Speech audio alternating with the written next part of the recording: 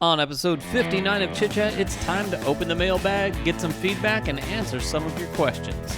We've picked a few that we think we can get through, and we'll also try to take some live. We've equipped ourselves as best we can, so let's do this.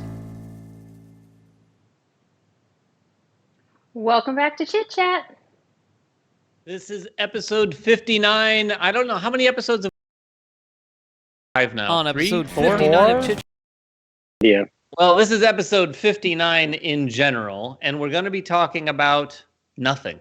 We're actually going to be answering questions. Goodbye. Goodbye. This is what we're calling our mailbag episode. We posted asking for some questions. We got a ton, and I'm going to apologize in advance. We're not going to be able to answer all of them, but we picked just a few to answer. And then some of them are actually so good that we might do full episodes on some of those. So stay tuned for those. But we're going to answer some questions. We did a poll. We're going to talk about that a little bit, and we'll probably answer a few live questions for those of you who might be watching right now live. But before any of that, we have a winner from last episode.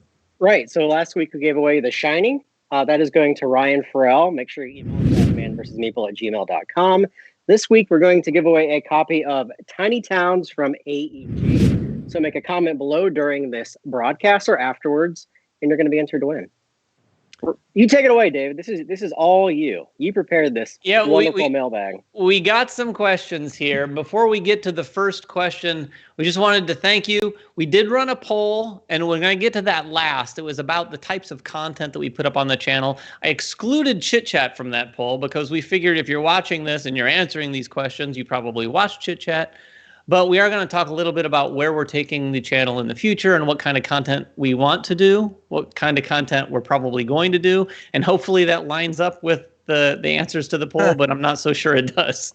But with no further ado, let's get to the first question. It is from Robert Christ. All right.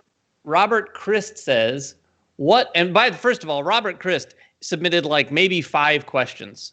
So I felt somewhat obligated to pick one of his questions. So I did. And I chose this one because I thought it was interesting. What theme would you find refreshing to play if you could choose only one of the following? High school, stamps, cooking, or vacation? Who wants to tackle this first?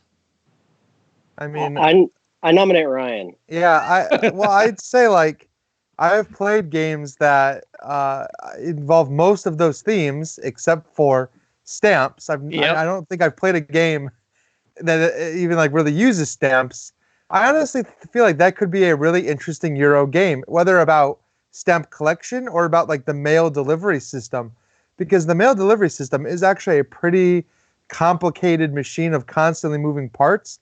I think that could make a pretty killer Euro game. I mean, one of my favorite Euro games of all time is about making dresses. So I think that we could do something about stamps, and it would probably work. What do you think, Jeremy? I mean, vacation is the one thing on my mind right now. I feel like we've been on a 2-month vacation because of this COVID-19 thing. But, I mean, we love Disney. So something based around a cool Disney vacation, maybe like a cruise or something, that'd be fun. Obviously, I think stamps is weak, but that's your answer, Ryan. I mean, I think any theme can make a good game. I've played games with worse themes than stamps before and loved them. Maybe. Yeah, I'm guessing that Ryan probably said stamps for the same reason I was going to focus on that. Because when I looked at this list, I did the same thing, Ryan. I looked at high school, and I'm not going to remember any of the names of these. But Jeremy, remember we did a preview for a game that revolved around high school, right? Yeah, there's that dance card remember. Where you're at the high school dance. Yeah, it wasn't that one, but there's been some high school themes. There's been plenty of cooking themes. Mm-hmm. Vacation, the first one that comes to mind is that one you had, Jeremy, last year where you're packing the suitcase. Oh yeah, that was great. Oh, I love that one. I mean, that's kind of vacation-y. And then the one we just recently played, Trekking the World. Yeah, it wasn't also on tour, right? On tour is the one going around the U.S. is the roll and write, right? Yeah, there's certainly geographical game in that category, but stamps was the one that jumped out to me as well. And I don't know. I think I'd pick it for the same reason Ryan did, because there's not a lot of games on stamps. I will say, though, Ryan, there is one that involves stamps recently. And Jeremy, hopefully you can help me out on this one. That animal one that we just recently played, I want to say it was from WizKids. Remember that one where you're playing the cards? And it didn't feel like it was stamps, but technically the rules were suggesting that you were collecting stamps of these animals in a stamp book. Well, you have that one at home, so I don't remember the name. I do think I have it somewhere here. I apologize to both the game, the designer, and the publisher, but it is a fun little game, and we'll put in the comments below the name of that game after we're done here. Kira, any thoughts on this one? No, not really. I mean, I've played several games that I feel like have these themes. I don't know if any of them I would consider refreshing necessarily at this particular point in time. It's not like I'm like, ooh, a cooking game. That would be refreshing. Like, it might be fun for sure, but I don't know. Like, the word refreshing, maybe I'm overthinking it. But stamps, I don't know. I'm with Jeremy on that one. Jeremy? Like, I think if I had to look at the list and go, which one haven't I played a lot of, it would be stamps.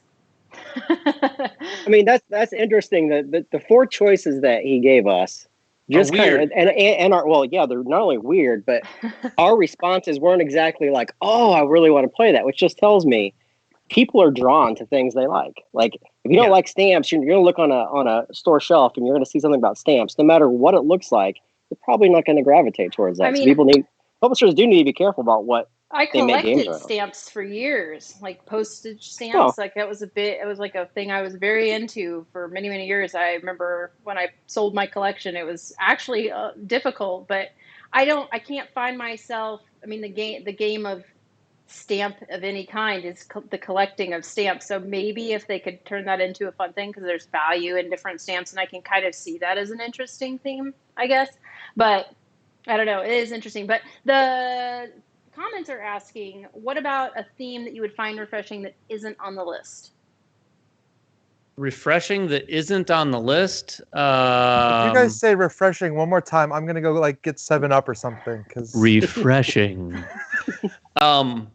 Ryan, I'm gonna speak for a second, but you're gonna think about that question from the live audience and answer in a second. I just want to jump in while he's thinking and say the game is called Stampede that I was thinking of. And it's from WizKids. And here's the first line of the description in BGG. Stamp collectors, the most dangerous game. and I will tell, I played this game a few times. It doesn't feel, I mean, technically you're collecting stamps, but it doesn't really capture that theme significantly. It's kind of funny that they use that descriptor. However, it is a set collection game, but it's one of those games where all these animal stamps, when you have them in front of you, they activate in different ways the moment you play them, and you're doing something. You're like drawing a card and playing a card or something like that on your turn, and you can really mess up with everyone else's at the table their set collection. So you can like steal cards, and all of a sudden, boom, you won because you collected the sets that you were looking for. All right, David, I have an answer for you. Yes, go ahead, Ryan. All right, so I am a big fan of like those shows where they're going and finding things and trying to figure out how valuable they are. Shows like American Pickers, Storage Wars, Pawn Stars. I think that whole kind of genre would make it for a really interesting board game where you're looking at a bunch of like junk and you have to figure out like you're bringing junk in basically. Well, I think somebody made a Storage Wars game. They did, but it wasn't. It wasn't great, and it wasn't exactly. Well, it wasn't exactly what I'm looking for when I talk about this theme. Like that idea of like we're all competing for sets or for treasures or for these things, and you might get something that's a valuable item, or it might be a piece of junk, and you're kind of like trying to sell and buy, and they're just that kind of theme. I think would be really interesting. Interesting. Yeah, we're all like, okay. I think Ryan's answer left us more question itself. If you like those shows, if you've ever seen like a show I cannot stop watching, once I start, I'm just like hooked. I think that kind of theme for a board game would be really cool. Interesting. All right. With that, I think a refreshing theme. To the next question. I do think a refreshing theme would be like century European farming or something like that. Yeah, the comments never been agree. done Next before. question. So let's move on. Yes, what's the next question? It is from, I'm going to hopefully pronounce this correctly, Linus Odison. And I'm going to read this phonetically because this is how it was written. What's y'all's most played game ever, all-time H index, and most played game during this isolation? And for Linus, in that particular order, it was No Thanks, most played game ever. His H index is 16. We'll get to that in a second. And the game he's most played in isolation is Wingspan. Nice. I want to just cut to the chase here. I had never heard of the term H-index before I saw this question in our comments. And I thought, I must not be the only one. In fact, I almost thought he was trolling and thinking he's making this up. There's no such thing as an H-index. But before we started recording, we asked Ryan, and Ryan was like, well, of course, let me look my H-index up on my BGG stat. Yeah, I forgot about it. But you have to actually record your stuff for that to make any difference, right? Really quick. You have to be super religious with it.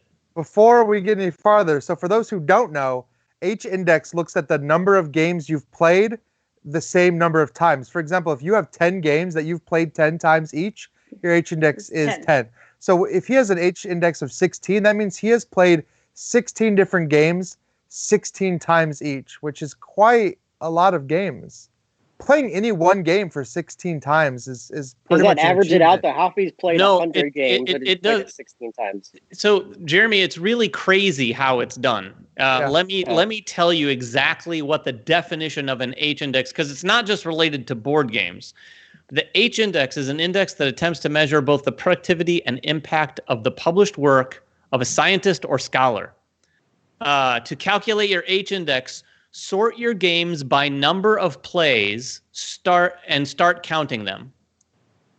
Your H-index is the index of the last game in the sorted list that you have played a number of times that is equal or more than the position of the game on the sorted list. That is a more technical way to say it. I know, and I've had to read it like 18 times before it even started to sink in what it means. But basically, you're going to look down your ranked list of most games that you've played the most times, and when you get down to the numbered part of that list that effectively equals or is equals or less, equals or greater than the actual number of times you played it, that is your H-index. Right. Mine is 14 for the record. My H-index is I don't give a crap, and I never will, because I don't record my games, and I think it's a silly way to record. Anyway, I love recording games. H-index. Well, sure, I mean, it's great, but I don't really care what that number is. I play a lot of different games a lot of times. I don't need to know what that is. But if you're asking about my most played games, I would say probably at least in the last 5 years, I've played Wingspan probably, 5 or 6 dozen times, and probably Watergate just a little bit less than that. So those games have been a lot. Now, if you add all like the CCGs throughout my life, like Star Wars and Lord of the Rings and all those, I would still consider those board games or card games or within that genre, and those would be astronomical. But again, there's no way I'm going to record all my games. Yeah, I don't record most CCGs That would either. be rough. Yeah.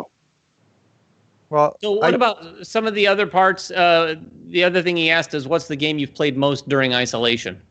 Oh, well, that for me is Seven Wonders Duel, and I've been playing that a lot with Kira online because it's so simple. And I got to say, TTS and Tabletop Simulator, but more TTS, because I've been downloading a lot of games off the workshop. I was so against playing digital board games, like for the longest time, until this COVID-19 swung in. And I got to say, there is an incredible convenience to playing games on there. And the ability to just go in there and the game is set up, play it, and then just walk away from it when you're done. It's just really, really easy. Plus, it keeps me connected to the games they typically won't play. Like, I've had Seven Wonders Duel, and I own both the analog and the digital version now. And I don't know if I'll ever play that unless I have new people playing it, or maybe one of you guys are over here. But the ability now for me to jump in and play it a lot more now than I've ever thought I was in the past, just because it's digital. I do think that digital games can do that. I think digital games like that serve a couple purposes, whether you're paying for the game or whether it's like something on TTS or Tabletopia. If you don't have the game, it's a great way to introduce it to people, and they might then go buy the game in real life. Right. If you own, like you just said, if you own the game in real life, you might actually, you've played Seven Wonders Duel now this year in 2020. You've played that game now more than you have probably cumulatively in the last 2 years. Probably, yes. Like, so it gets the property in the game, I think, from the publisher standpoint, even higher up in your sort of consciousness. You might be more likely, if now they announced a new cool Seven Wonders Duel expansion, you may have been a person who's like, I don't need it, I don't ever play it, but now you might be more into it because it's more top of mind. I think my point is the digital presence of all these games, I think, is a fantastic thing. I'm glad that we're all playing them now. I think the difference, though, some of the games are inherently very easy to play, like what we just mentioned there, but there's other games. We tried to play Coimbra, and although a fairly simple experience to play digitally, there's still little nuances that become annoying with it, like the way the dice drop into the little castles.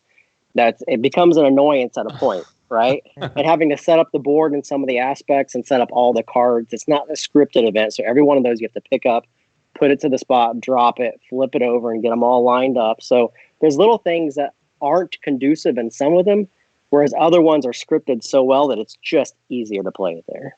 Yeah, there's a big range there. If you want to see the other end of the spectrum, well, one end of the spectrum, I think Seven Wonders Duel is a great example on TTS. It's like the best scripted game I've seen out there. It scores for you, which is amazing.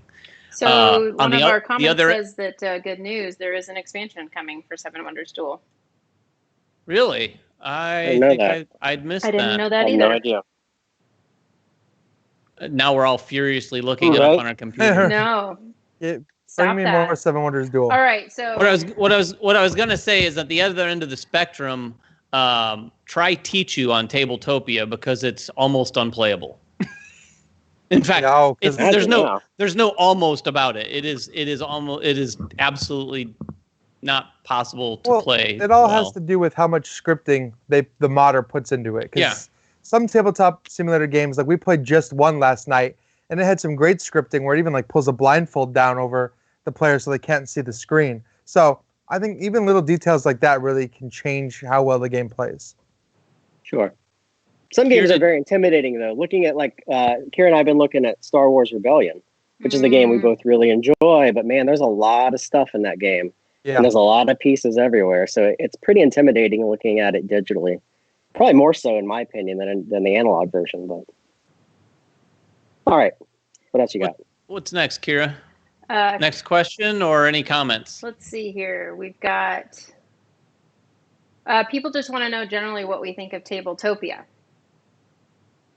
I like both, personally. It seems like there's a lot of people who either come down on either side of it. Like there's a TTS crowd and there's a Tabletopia crowd.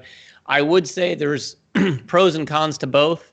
I think the pros for TTS stack up a little higher for a lot of us because there's so many games there to play, whether they're just created by modders or naturally available.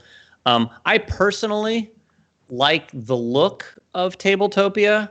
I think it's a slicker presentation, but it's hard to compete with all those games that are available on TTS. Well, it is, and Tabletopia, you can't really have the scripting that you can have in TTS. And I've played, I had countless games on both systems, and one thing I've noticed over time, Tabletopia can be kind of buggy. You can have components vanish. We were playing Oceans the other day, David, and your cards fell through the table, and we could never get them back. Yeah, that was tricky. So I've noticed that can happen. I've never really had anything like that happen with Tabletop Simulator.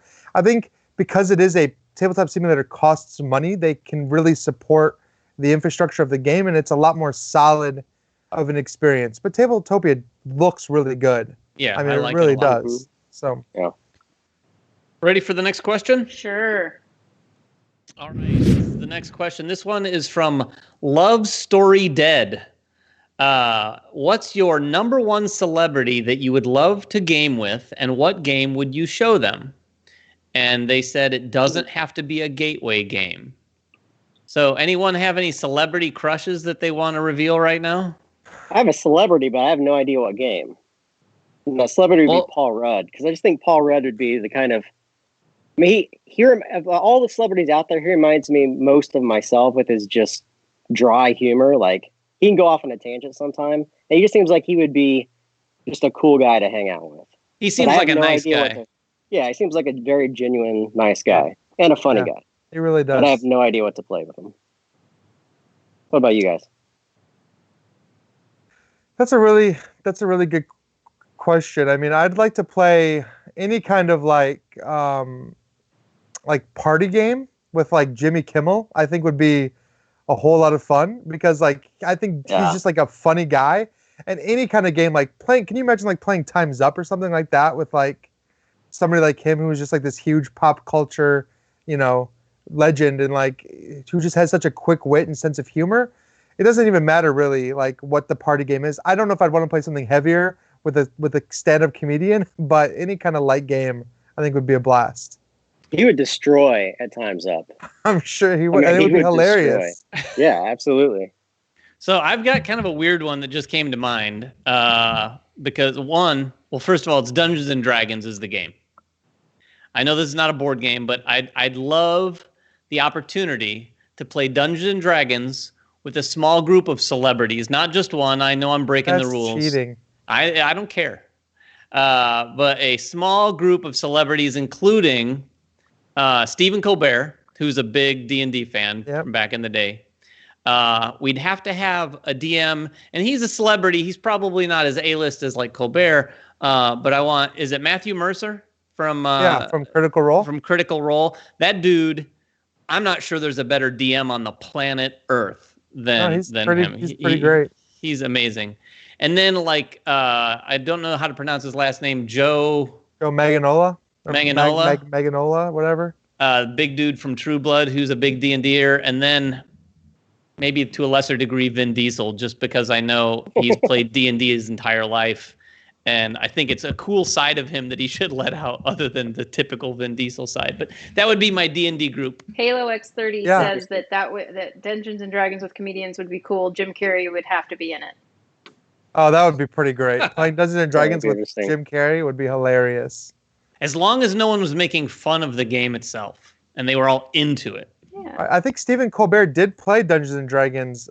You can watch it on YouTube right now. I think with Joe Maganola, right? Like they played. Or was it Matthew Mercer? I saw something the other day where Mercer ran him through a small little sort of scenario encounter, and you could see Stephen Colbert hadn't played for decades, and you could see that he was caught, right? But he was like, you could tell he wanted to start playing again. I wouldn't be surprised if he could find some celebrities. Now these guys are super, super crazy busy with their schedules, but I know a lot of them find time in their schedules and play out in that Hollywood scene. Oh, yeah, Joe has a whole D&D room in his basement. Yeah. I've seen pictures of it, and it's pretty intense. Wow. Interesting. What about you, Kira? Probably Kristen Bell, just because I know she's a gamer. She's hilarious, and like her and her husband are funny people, and they'd probably be open to whatever game I felt like hitting the table, which I love the idea of that, and just being regular people and it just being a nice fun time. She and her husband are currently running one of those Omaze charity drives. Yeah. And the prize is to, in isolation, play via Skype or something, a board game with them. Yep. Let's do it. Let's win and live stream it. That would be cool. All right, next question. All right, let me pull it up here. I'm more enthusiastic about this person's name than the question itself. But this question is from Bum Fuzzle. That's by the way, that's my D&D name. It is now. Bum Fuzzle says, "Hey everyone, what's the best looking game you've played this year?"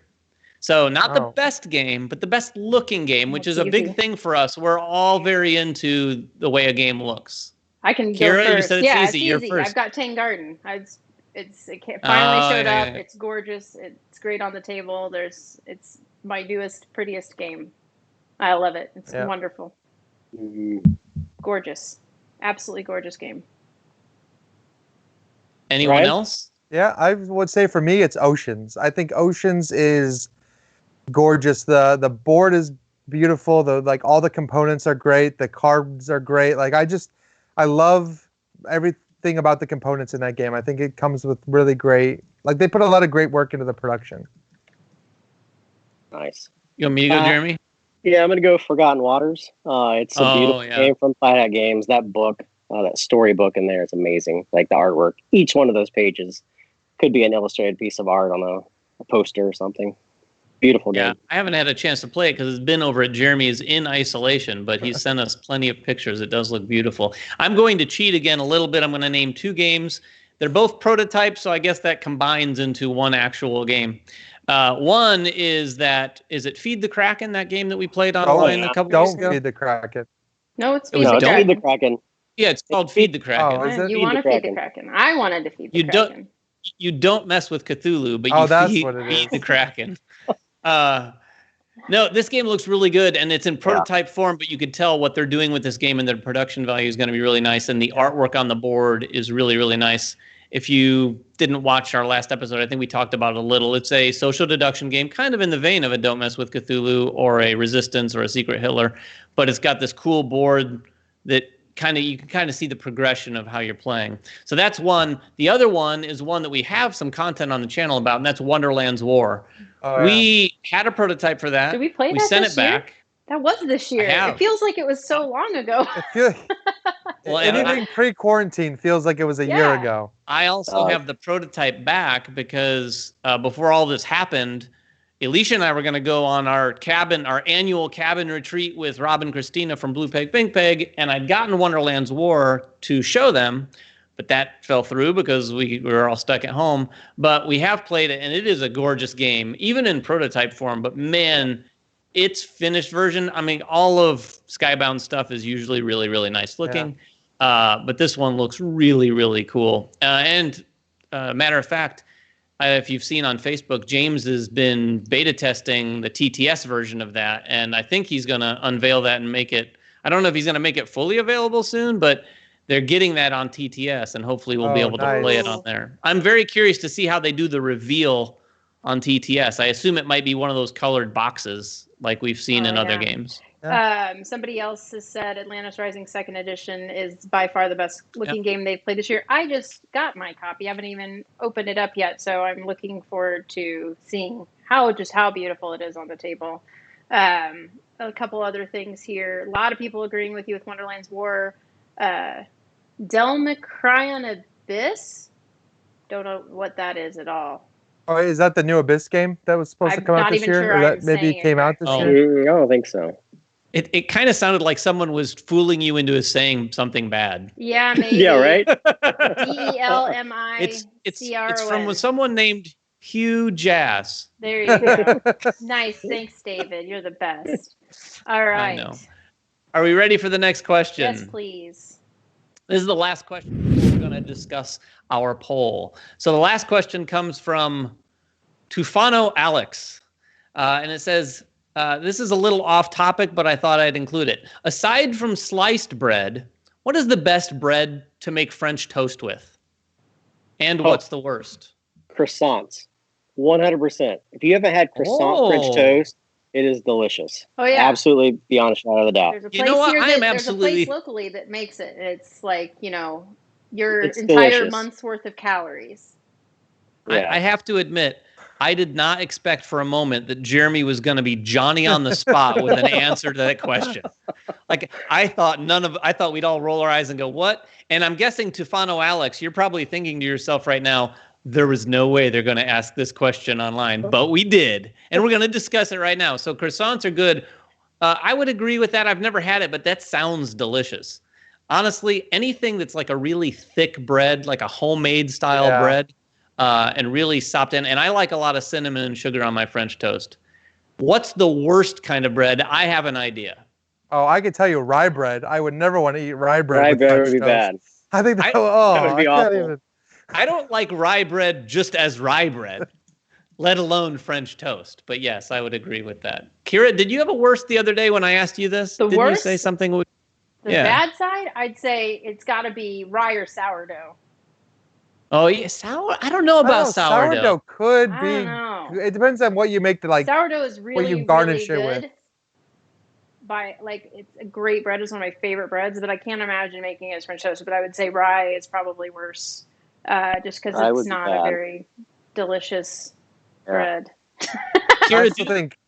Kira, do me a favor. Look in the comments and see how many people are saying, what on earth is going on right now? I think also worst bread, pumpernickel. Challah French toast is the best. And I figured out that the reason why I got the name wrong is somebody was replying to somebody that was their username, and they meant to say Aquatica, not Abyss. And so that person's Aquatica name did look good. was Aquatica. Yeah. Oops. Gotcha. Anyway, what other bad breads? I think pumpernickel's a good choice. I think garlic bread. Trying to make garlic bread into French toast would be like the weirdest combination of flavors. That's not like a bread. That's a bread that you make into garlic, right? Like it's not just like basic Texas toast. bread. So Texas toast. Take like a piece of Texas toast and try to make it into. I love that we've discussed this more than any other question thus far. Thank you to Fano, Alex. And by the way, as an awkward segue, have you guys been noticing the number of people who are into this whole sort of like artisanal bread thing during the isolation? Yeah, what is that all about? Probably because everyone they is get to make it. Bread. People are making bread. Yeah. Somebody just asked what Texas toast was. What? Texas Ryan, toast is explain it. Like the big, thick. You can get it from the grocery store. It's like bigger, thicker pieces of bread, and they usually come with like garlic already or like cheese, and you just pop them in the oven. And it's pretty much like garlic bread, but whenever I've had it, it has cheese melted on it. It's just a thick cut of bread, and then you can add whatever cheese and non-cheese varieties. There's a lot of anyone else? there. Anyone else have any bread-related commentary that they want to add? Listen, Europeans don't know what Texas toast is. That's a good point. Oh, okay. Fair enough. I'm glad to know that there's people from Europe listening. All right. Are we ready to go to your poll thing? Okay. Let's do this. Is the poll up on the screen? It is now. All right. This is the poll that we said. We put out there. Here's the question. Excluding Chit Chat, what type of content would you like to see more of from Man vs. Meeple? And when I wrote up this poll, I didn't anticipate getting answers that I wasn't prepared to hear. So the options I put out there, and this maybe wasn't the most scientific poll, I put board game reviews, obviously something that we do, but we don't do a ton. Kickstarter coverage, but I clarified that it was not including previews. So the idea behind that would be like covering, here's what's going on Kickstarter this month, that sort of thing. Board game playthroughs, which we do a little bit in the form of round one, and we've done some other things like that, as including the live streams.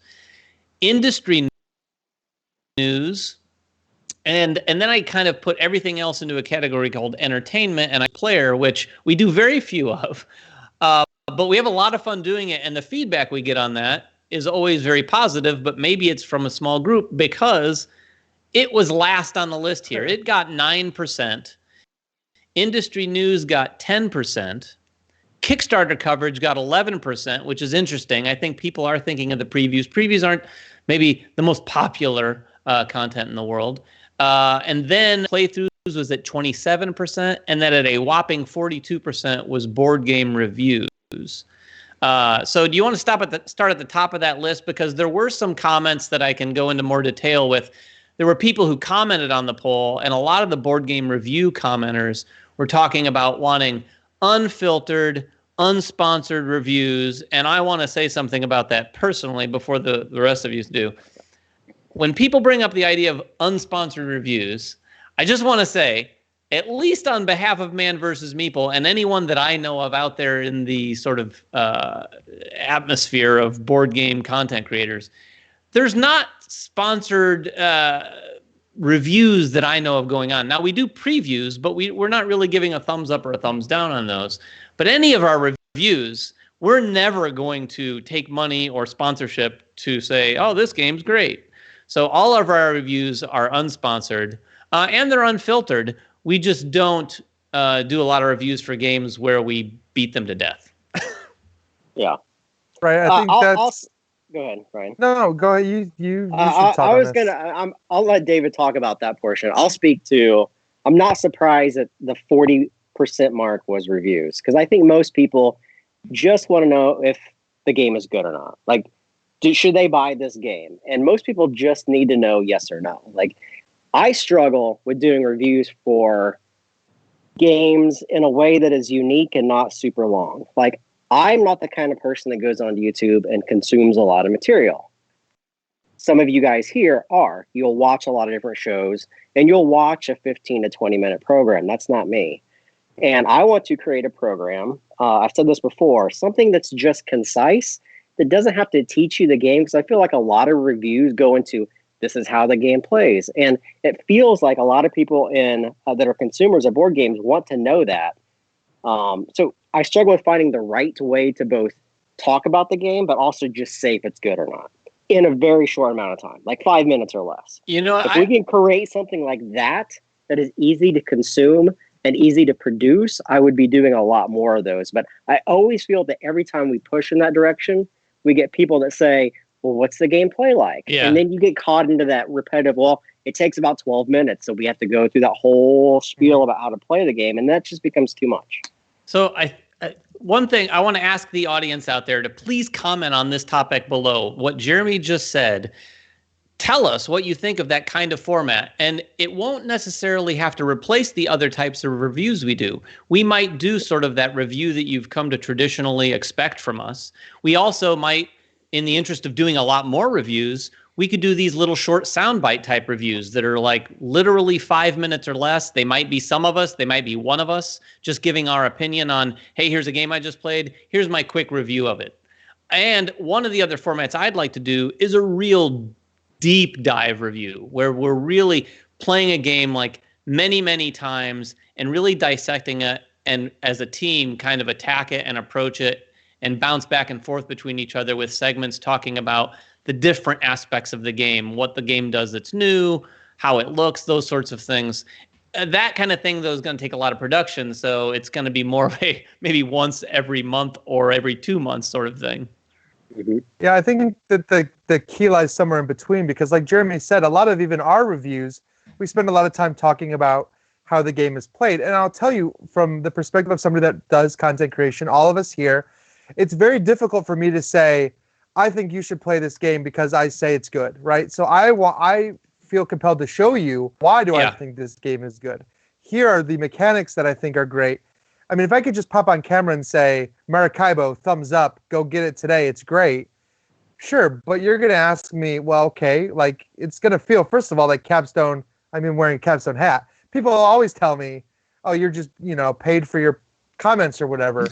But it's like, that's why I feel the need so much to really dive into a game. And I think that's why our reviews tend to be 10 to 15 minutes long, is because we want to show you why we like a game, not just tell you. And I think that you can get caught up in that, like Jeremy said. Maybe we don't need to be. Maybe people out there watching right now will just want us to get to the point and say 2 things we like about the game, and then we're done. But it never feels like enough from our end. But I think we're probably all overachievers when it comes to that as well. Yeah, it's funny because when Jeremy and I have a number of times sat down at the desk and said, okay, we're just going to make this one really short. We're not going to talk about how the game plays. And then the problem with both of us is the moment you say one element, well, Kira's just saying we talk a lot, which is probably also true. But the moment either one of us says, this is how you play, we both feel compelled to tell you everything you need to know about how to play. It's like we don't want to leave anything out once we've climbed up that hill. So it is tricky. So one thing, the idea that just occurred to me, if we do really tiny, small soundbite reviews, maybe not like Ryan coming on saying, buy Maracaibo, it's awesome. But we could potentially do something like that. And then, and then we could commit on those reviews in particular that we'd be sort of hyperactive in the comments, so that if people did ask you, Ryan, well, wait a minute, what about this? Then you could answer it in the comments. You could say, well, you could expand on what you did in the video in the comments a little. Now, we can't spend all of our time in the comments, but it is a way that we could potentially address some of those questions that come up. Yeah, and I really like. Go ahead, Ryan. I really like David's idea of doing a deep dive, because a lot of people they say you should play a game 5 or 6 times before you review it. Reality, sure. But like, that sounds great, but like, it's difficult to play a game 6 times. I mean, it's going to take multiple weeks to do that, and it already takes a while to film and edit a game. So if people want content Like, it's going to be reviews after we played a game maybe 2 or 3 times. But if you can come back to a game 6 months later that you've played 10 times since then, I think your perspective often changes. And I think that is a really good idea, maybe to come back to some of the games that we gave good reviews for and like really go into why we like them and if we still like them 5 or 6 months later.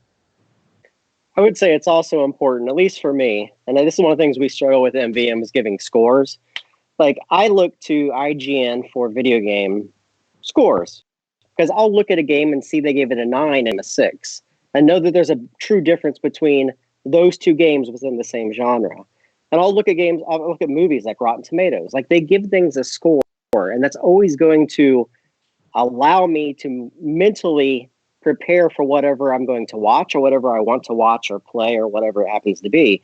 We've never traditionally given anything a score, and I think that's something I personally would like to lean towards, finding out some kind of scoring system where we can become individuals on our own channel, where it's not just an MVM score, but maybe my score for a game's 6 out of 10, but David's is a 10 out of 10. This hits with his wheelhouse perfectly. So when people come back, they say, I like the games David likes, not because he said this, this, and this, but because he scored this a 9 out of 10. I know he really gravitates towards this.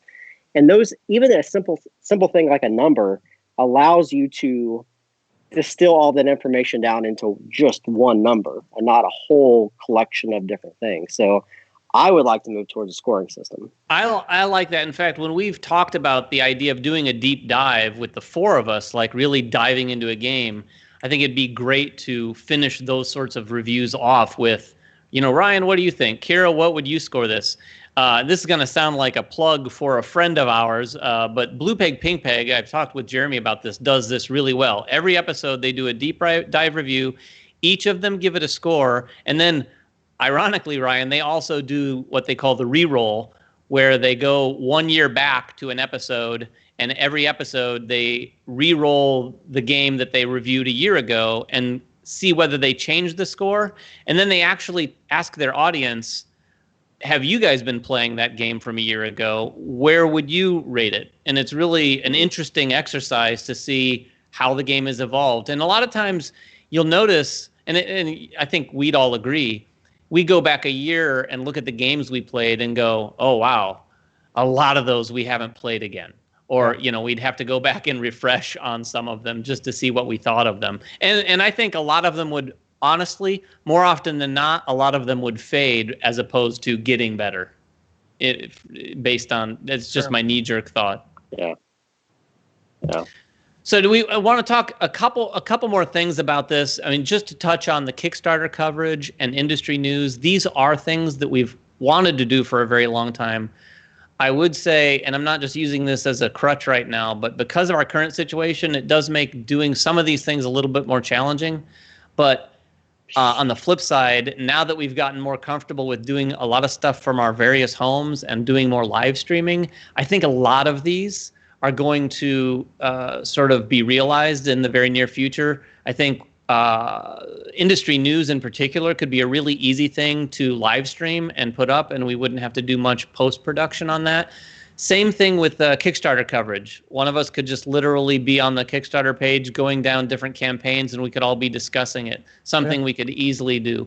Board game playthroughs, to counter something Jeremy said earlier, I do find myself being the kind of person, maybe like Ryan, who likes to watch a game played a little bit and make my determination as opposed to hear what someone says about it, just because I feel, they might not be, have the same perspective as I do. So I like understanding how a game plays. We're going to be doing plenty more round ones, so that's definitely something. But lastly, and I will open this up to the group, is entertainment. Player versus player, but also some other things. We've all been playing a lot of video games lately, and I know that many of us are kind of chomping at the bit to potentially just start live streaming some of that type of content on the channel. Our attitude towards content in general is putting things up as long as they're well produced and entertaining isn't a bad thing. It might not be your cup of tea, just like a certain board game might not be your cup of tea, but we're going to put it up there and test the waters on some of that. Does anyone else want to talk about that a little bit? Yeah, I'll talk about a little bit. One of the things I'm doing is I'm actually building out one of the corners of my basement here to do live streaming. And I think it's not just video games I'd like to cover and just small portions, but there's a lot of really good video games out there that kind of cross that boundary. XCOM, the new Gears game, they have a lot of things that I love about board games in them. So I want to show those off. But also, just as we said at the beginning of the program, we're playing a lot of TTS. And I would like to be in a position where I can broadcast those not only from my house, but from David's house or from Ryan's house or from Kira's house. So we're all getting in a position right now to be able to live stream these TTS games that we're playing with friends so we can play them for you. So that's going to allow us to play games. They may not be in the traditional, we're sitting down at a table playing it, but it's going to be digital. So you're going to get an idea of what all these games play like and see if they're for you. And they may just be a couple rounds of the game, or they may be the full game, like a just one game since it's such a quick game. But that's something that's very easy for us to produce and to do on the fly. We're just getting technical, up to speed technically with all these different things. But we're all committed to be able to do these within the next month or so. Yeah, I think we're both kind of building out new sets for that purpose. And I think that we've done stuff in the past where we have talked about movies and video games on Chit Chat. And there was kind of a response of people saying, well, we came to Chit Chat for board games. And I think that that's fair. I think that this is kind of more of a board game show where we do talk about some other things. That we do talk about video games and movies on occasion. But having a separate space where you can come, because I think it's important to know what kind of video games does Jeremy like, because that knowing his taste in that still informs some of his tastes in board games. Knowing what kind of movies somebody likes informs maybe what if they might like a certain board game or not. So this is just a way for people that are watching to get to know our personalities better so that they can understand when we like a game or not. Because we might look like robots when we're up there just delivering some information about a game, but we know each other very well, and we can generally tell whether somebody likes a game or not just by their facial expressions, right? And I think that the more people spend time with us, the more they'll be able to pick up on that as well. Yeah, so hopefully you'll be seeing more and more of that stuff from us in the future. I mean, that's about it for the poll. Unless, Kira, are there anyone in the comments right now that have anything to say about this topic? I think that's going to be the kind of thing we should do off air because it's a lot. Oh, wow. It sounds really good, too. That could be its own episode. You could say, what I'll say so that everybody watching knows what's going on in the comments is that everybody likes all the range of things. And that's pretty much the thing. We're always going to have somebody who doesn't like and does like things that we do. Sure. And so my 2 cents on the poll and all the content we're doing, and we do talk about this a lot offline, is we should be doing things we enjoy. Started the weekly rewind every couple of Sundays. We do that's a way we could just kind of talk about what's being played and be very loose about it. Jeremy and I and Jeremy Howard have been talking about doing a potential live review so we can talk about and try the scoring system out maybe. There's some things that we're already working on and ideas that we have. And like they all said, we're working to get everyone set up so they can easily live stream and do these things. And I personally love the idea. There's some people in the comments asking for just a late night, or not even late night. I, in my head, think it's a late night thing, but just a general chat. They want to get to know us. More like a chit chat, but looser, right? Where we're just talking about us. Because there's people asking how do we meet each other? What do we do during the day? We've covered that in other things, but that way maybe we have, and that's kind of, and just, I'll say this now, we do have a Discord channel.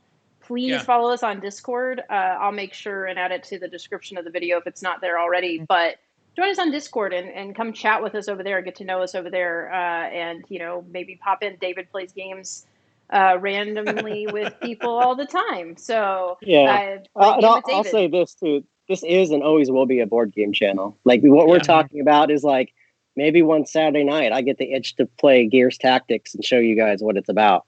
And that's just me jumping on and being hey, now I have the capability to play this.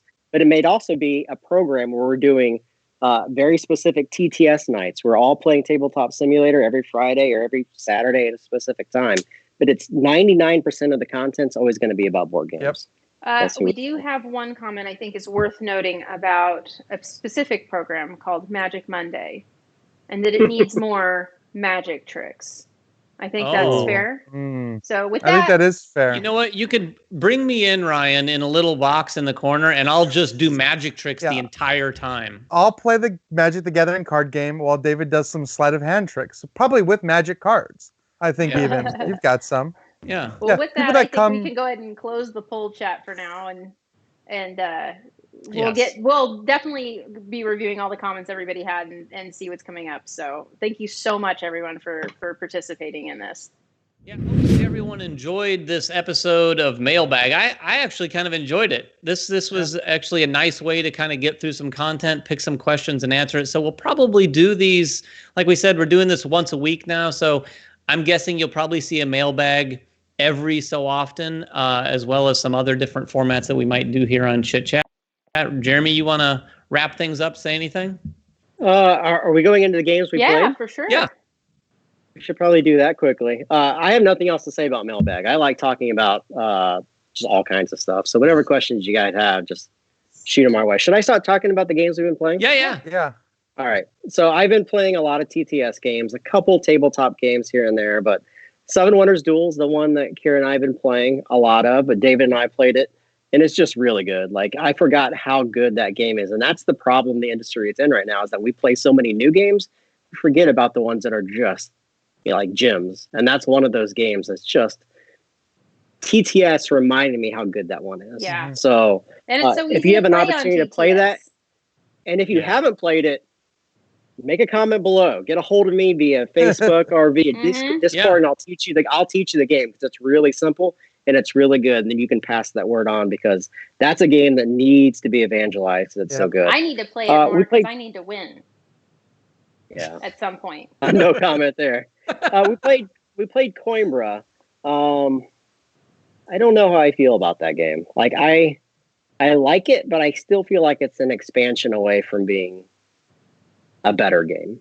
It's just, there's something about it that just seems very samey. Like, the more I play it, the more I'm like, yeah, I'm just doing the same thing over and over. There's not a lot of room for like really good ingenuitive thought in the game. Like, you're just doing the best possible thing you can at any given time. Like, I don't feel like there's any new strategies that I can like try to figure out each time that I play. It's just the same thing. I look at that map and I look at the cards. I'm like, this is the best one, and that's the best one for this choice next round. So I don't know. It's falling flat for me. Have you guys played Coimbra lately? I have not. Yeah, I still play Coimbra occasionally, and I get where you're coming from, but for me, that's probably one of the reasons I like Coimbra. I don't think that every game needs to be big and expansive and variable. You kind of can settle into a rhythm with Coimbra where you kind of just like know what you're doing, and it makes if you play with experienced players, that game is no more than an hour. So that is the aspect of it that I really enjoy, because everybody is so familiar with the game. It just goes fast. Yeah. Well, that's your opinion. Next is Endeavor, Age of Sail. I love Endeavor, but I don't think it's a very good 2-player game. And I played this with my wife, and it just fell flat. Even with the what's the variant called, Ryan? There's a variant in the back that you can play with a 2-player game that allows you to. I've never played it. 2 players. Yeah, because I think I introduced it to you. Oh yeah, you're right. We did. Right? Yeah. You're right. First That was time a I played it. year That's ago. not a good sign. Yeah, It was a long time ago. Basically allows you to, once you take an action with something, you can take an AI action of the same type. Basically, it's a way to block people from doing things or That's stop. right. I remember that. It's not super interesting. It definitely doesn't make up for having a third player, and I think that's where the game really shines, is having that third and fourth player. Because it just didn't cut it for me. So that was Endeavor. And the last one I'll talk about is Undaunted Normandy. I want to really like this game, but the dice rolling, I can't get past that. Like, no matter how good you are with the strategy, no matter how you build your deck, if you have bad die rolls, it doesn't matter at the end of the day. But I like everything else about the game. I love that it's a deck building game. I love that you're positioning your tokens around, which are your units. I love that they all have special abilities. I love that you have 3 to 4 different choices with each card. But man, those die rolls, I just can't get past it. Drives me nuts. Yeah, I've only played Undaunted once, back when we first got a copy of it. Yeah, it's been a long time. I know a ton of people love that. That game's up on some awards charts. The tabletop simulator app's really good for it. Yeah. Like it Really? sets up, right, puts the tokens where they need to be. It gives you the right cards for each of the different scenarios. So that if you want to experience it, that's the way to experience, because it just walks you through the game. But let me know if you guys want to play it. I'll play it with you. I want to see if maybe as you get into the additional scenarios when you're rolling more dice for each of the different units, that you could get a little bit luckier, but there's really no dice mitigation in it. So whatever you roll is what you roll. And that's not fun. I'll go next. One of the games I've been playing, speaking of video games like we were talking about earlier, I've been playing Doom. Not Doom Eternal, but Doom. I think this is the 2016 release. Oh, yeah. One of the things that I haven't touched my Xbox One for a long time until recently. I got Game Pass because it was really cheap, and Game Pass gives you this access to just a ton of really good games. And earlier this year, when I was playing Ori and the Will of Wisps, it was free. So I got it, and now I'm playing Doom because it was one of the games, and that game is gorgeous, and it is so tense. Mm-hmm. Like, I haven't played a game where you're just absolutely running around like a crazy person, shooting everything and trying to stay alive. Like, we played a little Borderlands, but Borderlands doesn't play that way. Borderlands, you can kind of hang back and take your time and pick things off, which is generally how I like to play those games. Doom is insane. And it's crazy look. It's gorgeous for a 2016 game too. Like, it looks amazing. All those power-ups flying around, and I'll probably want to try Doom Eternal now after this. So that's on the video game front. I have, like these guys, played also a little, just a tiny bit. I tried out XCOM, the new XCOM Chimera Squad, just a tiny bit. Also, even less of Gears Tactics, which is awesome looking. Jeremy, I'm surprised you didn't talk about that a little bit more. I probably will. Ryan's going to talk about it. All right. Sure. On the board game front, all the same things. I played a lot of Seven Wonders, a lot of TTS. One thing I played last night with James Hudson of Skybound, invited Rob and Christina, and then by association, Alicia and I joined, and we played Super Fight, which is not the kind of game we play a lot. But it's a hilarious, with the right group, it is a hilarious game where you're building. It's effectively like that old conversation of like who could beat who, Superman or Batman. But you're playing these cards out, and the card could be like, I've got Chuck Norris with bees coming out of his mouth versus a soccer mom with a flamethrower. And then both of those players have to sort of argue and debate why their guy can beat the other guy, and then everyone else at the table votes who wins. It was a pretty fun time. I will say Rob has like an improvisational background, so he's super good at just continually coming up with ridiculous crap. And he's very funny at doing it. Me less so, but it was a lot of fun. So we played that last night on a live stream. I'm sure it's still out there somewhere on the internets. Yep. Ryan? I guess I'll go. So a couple of things I've been playing still. My Arkham Horror group has been meeting on Tabletop Simulator, which that campaign has been great. That game has been so much fun. And I've been meeting with a couple guys online to play Terraforming Mars. We basically play every Saturday night. We'll play Terraforming Mars, and that's been fun as well. David and I got to play Watergate the other day, which was who won that? Tabletop. I forget. People can watch and find out. Okay. But judging by that comment, I bet they already know. Maybe. And our local game store is still kind of staying open to do curbside delivery. So I picked up Isle of Cats the other day because I thought it would be one that Heather liked, and I was right. And we've been playing a lot of Isle of Cats, and I really enjoy that game. And of course, like David just mentioned, Gears Tactics. I'm a huge Gears of War fan. I mean, when that game first came out back in, I don't even know, early 2000s, it blew me away, and I've been obsessed with that franchise. But the newest game is a tactical game, kind of like XCOM. And if you're a board game fan who even casually plays video games and you haven't explored like those tactical style games, you are really missing out. Yeah. Because it is the closest feeling to a board game I think that you're really going to get without actually playing a board game. I mean, being able to position and move your troops along the battlefield. But since it's digital and since it's a video game, you can interact with it at such a higher level than you ever could playing, an actual game. I would love to see somebody take like Warhammer and not make it like I know there's like a Warhammer Tactics game already, but like true Warhammer where you can play online and like this kind of graphics and this kind of environment with controlling this easily, I'd probably actually play that. But if you're a miniatures fan or any kind of war game fan, Gears Tactics just hits all the right buttons and it's really satisfying. Yeah.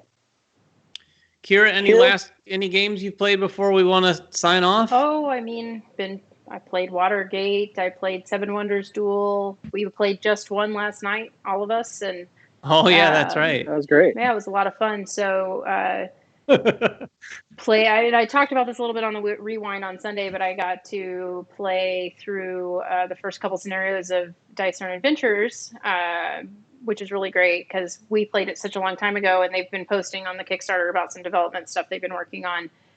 So it was really nice to see that and what's changed, and I really enjoyed it. So I'm excited to get that later this year, obviously, as much as I love Dice Throne. So just playing whatever pops up. If we can get a game in late at night after work is over and, before bed, just whatever we can squeeze in. So anything that's generally fairly short. Coimbra was a little long, but I mean, 2-player goes pretty quick. I think what took us the longest was the fact that it had the issues with the dice and the little castles were a pain in the butt, man. But outside of that, I mean, that's just what we've been doing. It'd be nice to maybe get something to the table here at home even, but just hasn't worked out. So the online stuff's been great. That's about it. All right, Jeremy, wrap it up. Me? All right. Yeah. Well, all right. Well, thanks, guys, for watching Chit Chat. What, 59, David? Is it 59? 59 episodes. That's like 2 years older than you. It's pretty crazy. Right? Make sure you guys stay safe. Follow your state guidelines for safe distancing. And if you guys ever want to play anything on Tabletop Simulator, just make a message to any of us below or hit us up on Facebook. Join our Discord. We'd be glad to play a game. Yeah, join our Discord. We'd be glad to teach you a game or play a game with you guys. So thanks for watching, and we will catch you guys next time. Bye-bye.